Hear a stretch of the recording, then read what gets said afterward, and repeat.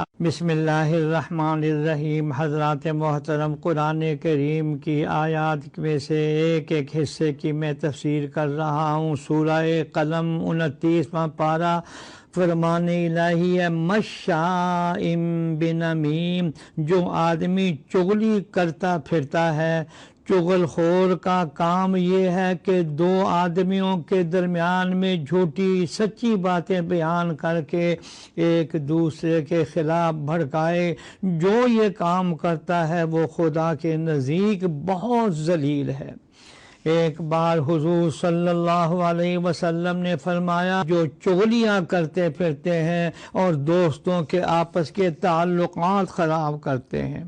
ایک مرتبہ رسول اللہ صلی اللہ علیہ وسلم کا گزر ایک قبرستان کے پاس سے ہوا تو فرمایا، ان میں سے ایک پر اس لیے عذاب ہو رہا ہے کہ وہ چغلی کرتا تھا۔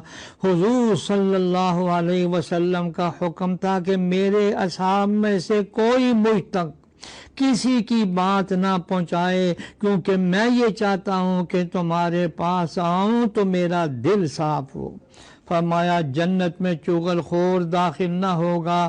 قرآن کریم نے چغل خوروں کے فتنے سے بچنے کے لیے ایک بڑا اچھا علاج یہ بتایا ہے کہ اس قسم کے لوگوں کی بات ہی نہ مانی جائے۔